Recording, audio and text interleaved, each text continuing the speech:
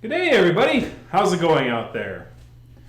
Well, usually I don't talk about Twitter drama too much unless it doesn't go away, and going on Twitter today, there just seems to be one topic that keeps coming up over and over and over and over again. Musk. Musk. Musk. Stop saying Musk. Musk. Musk. Stop saying Musk. Yeah, that. By the way, YouTube has the ability to do clips now. Isn't that great? Isn't that wonderful? Think about it. A technology company actually putting in useful things. I don't know if they're available, like you can click on them in the link in the description, but I'll put a link in the description to that particular clip. Basically, if you want to take a part of a video and put it out there somewhere that's like at least 5 seconds, but at most 1 minute long, right, from the thing, you can make a clip out of it. So it's similar to how they do it in Twitch. You know, evolution. So that was a clip that I made from what was it called? Team 4 Stars Bridge series. It was the Frieza saga. I think it was episode 35, part 1. But the cool part about it is if you click that link, you can actually click on the thing and actually expand it out, and it'll actually show you the whole episode that it comes from. So it's not like me taking their material and doing that. It's actually basically just taking a clip of that material, and if the person wants to watch the whole video based on that clip, wonderful. Isn't it great when like older ideas can kind of generate into things and things are updated properly? You know, like progress. I don't know, man. I think I'm sitting pretty here at YouTube right now. I mean, usually we complain about YouTube and its shenanigans at times because, you know, we're on the platform and we have to do that. But at this point, I'm sitting back going like, yeah, Twitter sucks. Yeah, Twitch sucks. Yeah, I'm just sitting here waiting. Hopefully things will come around to me someday. But anyways, back to the topic at hand. Musk. The thing you just don't want to keep hearing about. So Twitter has gotten a bit musky. So what does that mean? Well, back in April of this year, Elon Musk put in an offer to buy Twitter. It took them this long to close, yes. In fact, this was his basically make or break closing time. He basically held it right down to the wire, just as he always does. He just brings everything right down to the last possible moment, right? And he pulls it out. But basically, we had him purchase it, and he now officially owns it. So you no longer can publicly buy or sell equity or like stocks within Twitter, right? As a public, it's no longer publicly owned, which means that it's privately owned by Elon Musk and any other investors that he privately does dealings with. And of course, for furries, that is of a concern. Furries are not very well known for being, you know, pro-billionaire-ish kind of a thing. They're not very well known for that. There are some that are billionaire neutral, but I don't know many that are billionaire positive. Other than maybe Meat's Kitten, because his dad is a billionaire. We covered that with the rocket thing, with the first furry going to space. Other than Meep's Kitten, as a suspiciously wealthy furry, don't know too many furries that are pro-billionaire. I don't know many people that are pro-billionaire, because I don't know very many people who are billionaires. I mean, who would have thought? They're not that common. But at the end of the day, people are concerned about what Elon has in store for the future of Twitter. The interesting thing about this purchase is that it was kind of a little technically weird or technically bad, I guess you could say. as you can see, here's the chart of the last days of Twitter in the publicly traded sphere. So this chart no longer gets updated because it's no longer publicly traded. What you can see here, to help you read it a little bit, the blue bar that has very squiggly and very ups and downs is basically the fair market price at any given moment. As you can see, it's very erratic, goes up and down very quickly. The purple line is what's called a moving average.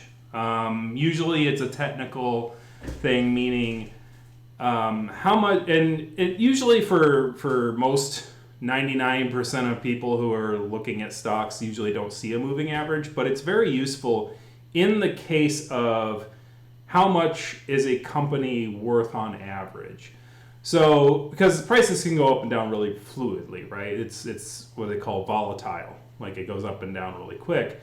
But a standard moving average can give you a more bigger picture as to how much a thing might actually be worth. Because you can see it's a lot smoother of a line, that purple line. And you can see it kind of increases. It has a lag, but it increases after the thing, and then it has a lag when it goes back down.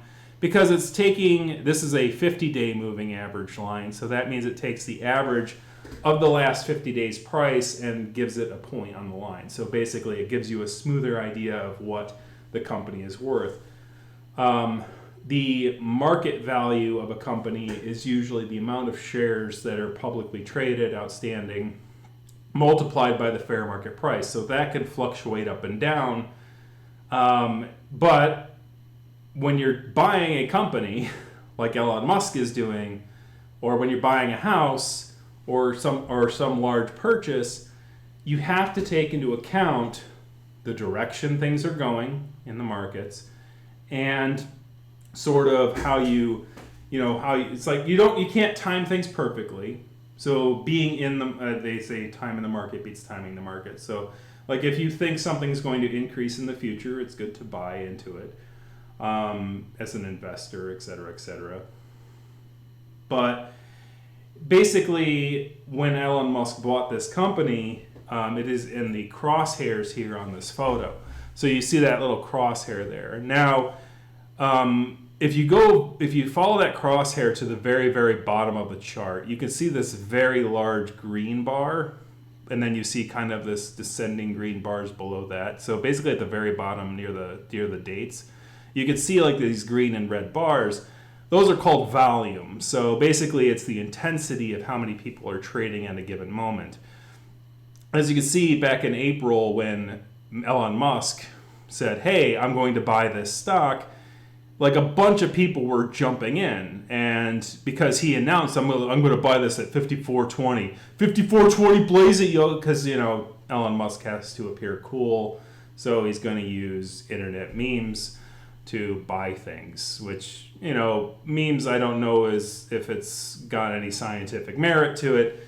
But in this case, a lot of people have criticized his purchasing decision because it was not very well rounded. Now, to be fair to Elon, if you look at that purple line, it says about $52 a share in the 50-day moving average at that time, but it's declining. And when a price is declining, usually you don't put in a bid. Usually, if you're a smart business person, you're going to go, I'm going to hold off a little bit until the price goes down and down and down and down until I can buy it up for cheaper. Ironically, Elon's announcement to buy Twitter, I hypothesize, I don't have any evidence, but if you look at blue chip stocks like Meta or even like Apple and Google and like Amazon, if you were to compare them to Twitter, I'm going to guess that you're going to see that this kind of flattened out a lot quicker than most of the market did. And the reason that happened, I believe, is because of that announcement. Because he said, hey, I'm going to buy this for $54.20. So basically him announcing it to the world like that instead of, being a little discreet and being discretionary about it caused the, a price to bubble a bit and then sell back down because, some people couldn't hold their liquor for long. As you see, there's a lot of people who pumped in and then kind of eased back. There was an easement back out.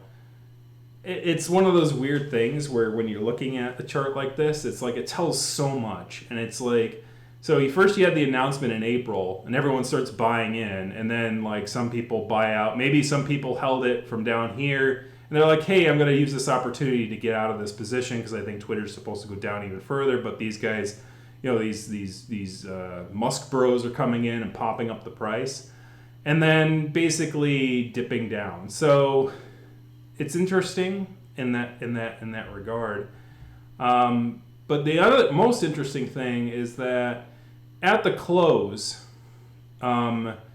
the purple line shows that the Twitter was only worth about $41 per share at the end of the closing.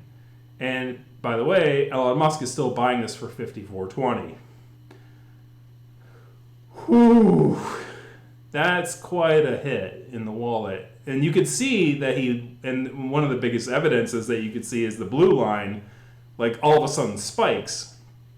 And the reason that happens is because a lot of people knew at the end of October he was going to have to close. So basically a bunch of people were like, he sounds like he's going to close. He sounds like he's not going to contest it. So I'm just going to buy in. And then you can see not as many people bought in.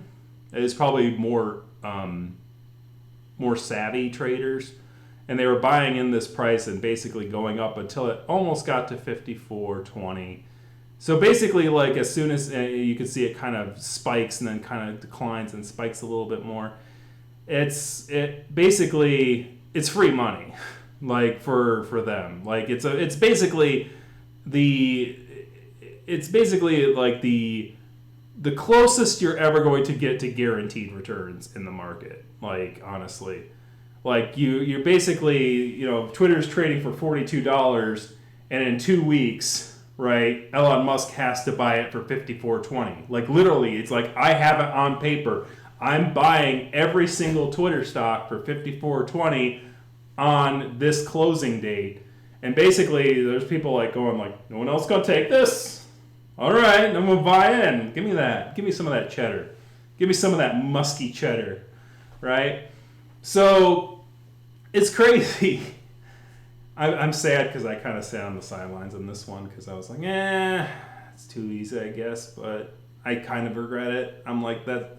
Because here's the funny thing. Like I do watch financial YouTube. I kind of got into the whole like learning finance and learning like these like things just at a scientific basis like during the pandemic because I didn't have anything better to do and everyone else was kind of like bored and doing it, so I'm like, okay, I'll look into this stuff. But I was never interested in money. I'm just interested in like numbers and like science and relationships and shit.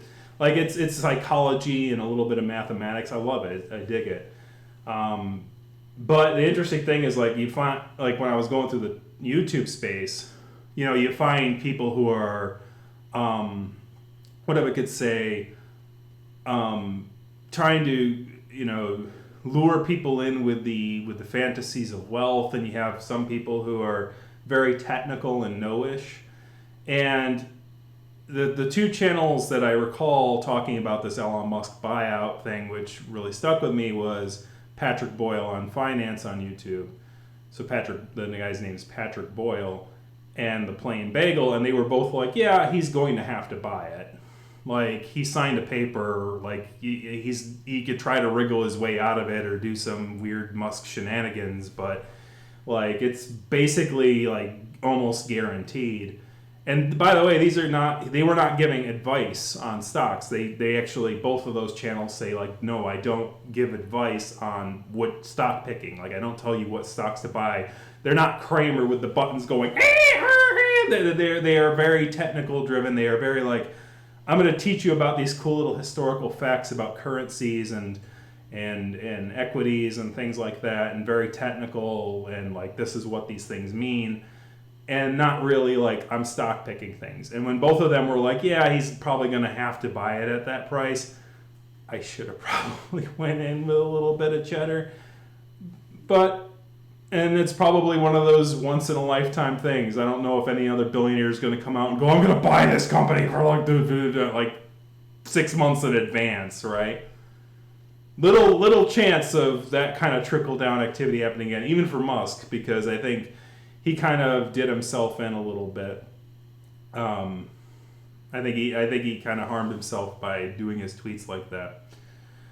But enough about the technical jargon. Most furries would probably be worried about things like about the future of Twitter, because a lot of people use that as a platform for their art and for their things like that. I have an article that I wrote about it in the description below, and the thing I like to talk about when talking about the social aspects of the Twitter buyout is that, you know, there's sort of a cycle when it comes to social media on the internet. It comes in cycles, and the reason it comes in cycles is because, you know, we don't like charging people for conversing. And to us and to people, social media is not something that most people are going to pay for. It's a bridge. It's not a shop, right? That was my sort of analogy in the article that I wrote for Flera. Social media sites are bridges of communications to peoples. They are not shops, right? They're not brands. They're not Coca-Cola. They're not like trying to sell you a particular product.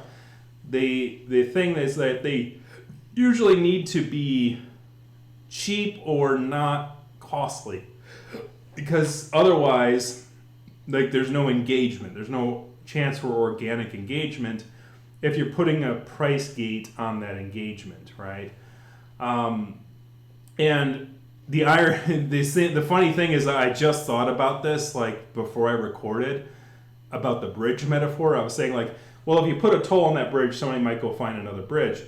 But it's also like the Billy Goat Gruff. Remember that fairy tale we learned when we were kids? Like there was like the baby goat and the mama goat and the daddy goat, right? And they're like the trolls blocking the bridge. It's like, you gotta pay me coin to pass on this bridge, right? So like, literally, Elon Musk has been going around trolling people like Stephen King, the horror author, when he's like, you know, it's like this whole verification thing was not supposed to be a pay for entry thing. It was supposed to be this person is a known person, a person of influence, of some influence, that some other person might imitate in order to take advantage of fandom, right?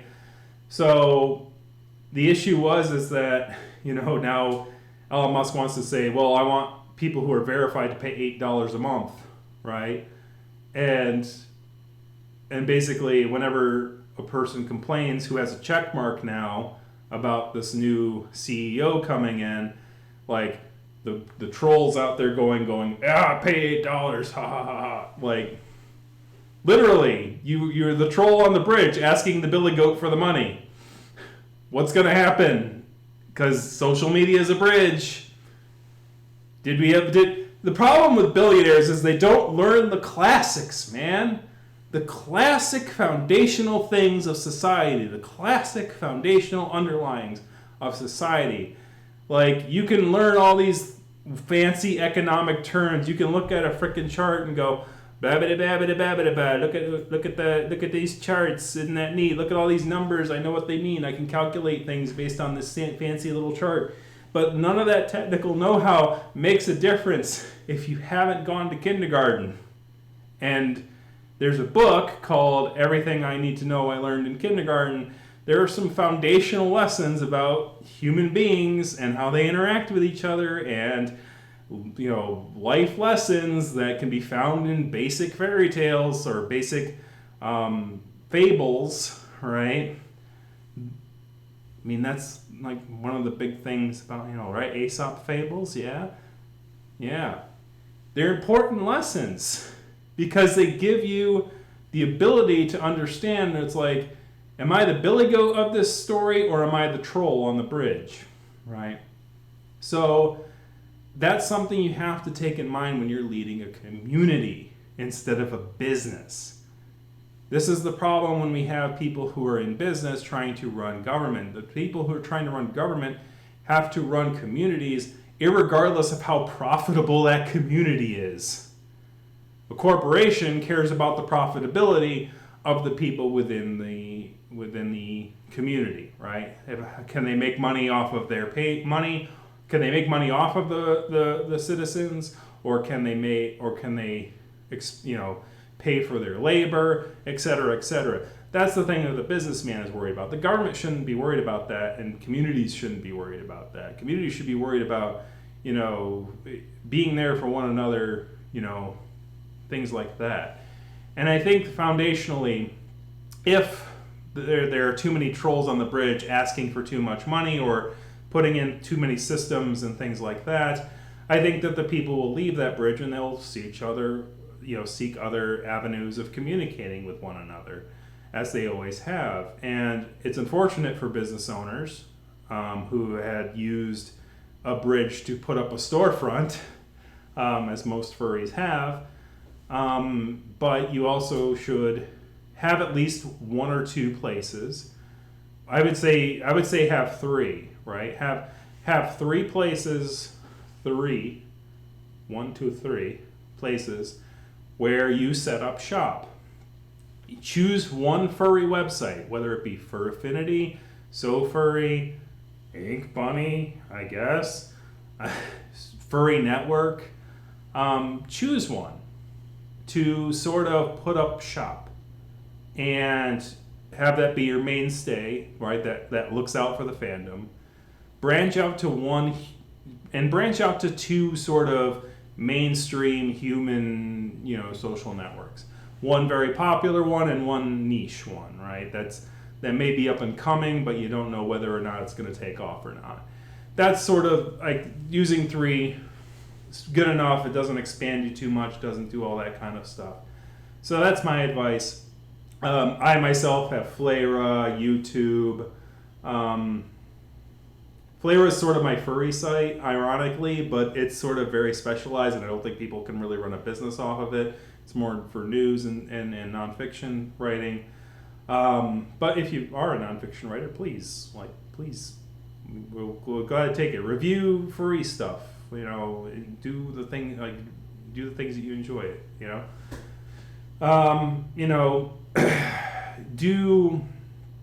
And for I have a Twitter, I have a YouTube, and I have Flayra as sort of my main furry hub. I also have a So Furry sort of for some of my writing stuff, and I do have a Fur Affinity, but it's very inactive. So but also in all of those sites, have webs that can lead you to those other sites in case one falls down, right? Have a sort of a link that will sort of combine those things. I think there was even a specialized website where you could pick different things and go and say hey, I'm on this, and this site, right? And that way you can, people will know what sites you're on, what sites you're not on. Because what sites you're not on is also important in case someone tries to imitate you there, which is interesting because I've always kind of wondered about the liability of that kind of thing, where it's I don't have a Facebook, for instance. If someone decided to use my actual name and try to post as me on Facebook, even though I don't have a Facebook, could Facebook be liable for putting myself and my content up there without having permission to do so, because I never signed any agreements, et cetera, et cetera. I've always wondered about that. It's because it's kind of weird, because a lot of people could just take random pictures of people and put them up on Facebook and stuff like that. It's maybe I don't want my, what if somebody really doesn't want themselves on Facebook and they sue Facebook if they're found on Facebook? It's kind of one of those weird questions. I don't know. I'm not a lawyer. It's but it's one of those things where it's it seems like it's, you could sue for anything, honestly, but I don't know. But long or the short, in the article in the description, one of the big things I note is that, when when you're talking about when a online community fades and another one begins, it's not instantaneous. So a lot of people are like waiting for Twitter to fall apart and just collapse in upon itself. I don't know if that's going to happen. It's going to probably be a slow and painful death. Because, and what I mean by now, painful until it's painless, right? The thing you're going to start to see if a social media site starts going down is more spam, more bots, more advertisement, more people sharing things that they're putting on other sites, right? More like, here's pinning tweets that says, here's where you could find me, and maybe a tweet like every once a week that says, here's a thread of the things I posted on this other site, right? Because that's what happened in LiveJournal, which was sort of the furry community before, one of the mainstream furry communities before Twitter. And I was on there. I was on, I think, LiveJournal from 2003-ish. I think I was on there for a decade. From like 2003 to 2013. Oh my God, I'm old! But yes, because, but being older gives you more experience, which makes you better at nonfiction. It takes a while to get perspective. But basically, in 2003, I started a LiveJournal. In 2013, I posted my last LiveJournal saying I'm not posting here anymore because none of my friends are posting on here, sans like one person who is still using this platform and providing any content really. The other people are just posting links to their tweets every week saying here are the lines of my tweets, and basically they were just bots. Basically the bots were going into their Twitter feed saying, here are my tweets, put it on the LiveJournal, and there you go. And I'm like, well, then why don't I just keep on Twitter? Not go to Twitter, because here's the thing. In 2009, I started a Twitter account. My Twitter account has been around since 2009. So for 4 years, I was sort of kind of doing both. I was kind of doing the Twitter thing at the same time I was doing LiveJournal, but LiveJournal had less and less of a return on time invested, right? Because you gotta think like a business guy. And over time, that faded away, and I'm like, okay, well then I'm not gonna waste my time on LiveJournal anymore. And that's what's going to happen. Someday it's not going to be because of a political thing. It's not going to be because, Elon Musk is the CEO, or, oh gosh, there's too many of these awful people. It's going to be because, now some people might do that who are more activist, but for a platform to really die, it has to be that the mainstream audience that is basically sort of politically tolerant or not as ingrained in trying to be activist, right? It's when people who are more passive in how they engage with people start to realize it's I'm wasting my energy posting here because nobody's seeing it that I care for. And then basically, if nobody's seeing it that I care for, or don't care for in some people's cases, some people really like controversy. You could tell on Twitter, some people really like the fisticuffs. Even then, it's I'm posting stuff on here and nobody's fisticuffing me anymore. This isn't fun anymore. I'm just going to pack up and go to the next Kiwi farm. Or something, wherever they go, right? So that's what causes social media sites to die. And yes, sometimes new management can affect that. I think that LiveJournal had, basically a Russian company bought LiveJournal before, it faded. But I don't think that anything LiveJournal did kind of led to its decline. I think that Twitter interestingly scratched a niche and it was kind of lazy, but also sort of brilliant at the same time. Because I criticized it back then. It's I like longer form content, but as you can tell, because I'm still rambling on, it's been probably 20 minutes. But I like longer form content, but Like the condensity is nice, right? It's like it challenges me to be brief, which I'm not really good at, right? I'm not really good at it. Not really good at being brief when I don't have to be. When I'm given as much time as I need, I'm not like good at condensing things.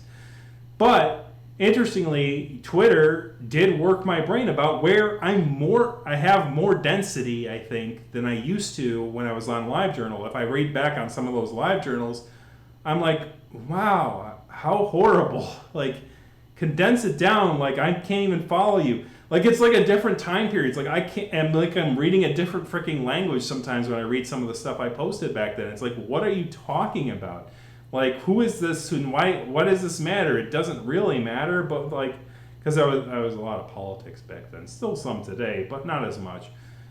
Still, what I'm saying is times change, people change, platforms change. Be prepared to be fluid. And a lot of furries are going to be upset that they're going to have to move and that they're going to have to change and they're going to have to shift spaces. But to those furries, I have to say this. Be thankful that it's an internet website that you're immigrating from and not a physical country.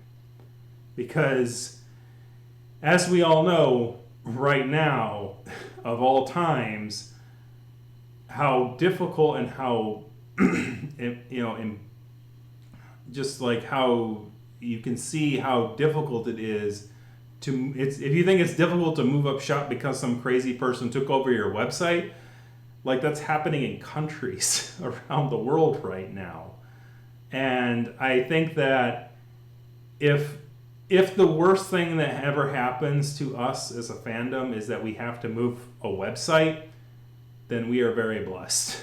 Because there are certainly furries in Ukraine and certainly furries in Russia that are, dealing with a lot bigger stuff and a lot more logistical headaches, having to try to figure out how to circumvent, conflict and how to, having to deal with particular things that are not, that are a whole different set of worms. And, at the end of the day, that's why I can be a little blasé about it. That's why I can be a little cavalier about it, is because at the end of the day, Twitter's a website. YouTube's a website. Twitch is a website. 20 years from now, these things may be gone. 20 years from now, these videos that you're watching right now may not exist. Life goes on, though. Hopefully, anyway. That's it for today. Thank you very much for watching. Kick the like, kick the subscribe button. Kick a comment in the comment section.